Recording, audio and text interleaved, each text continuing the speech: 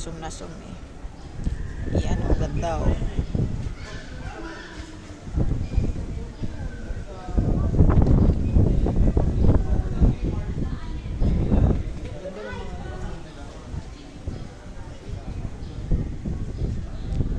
Yes, ganda ng bahay oh. Yeah. Hindi natin alam kung may nakatira pa dyan sa building na yan.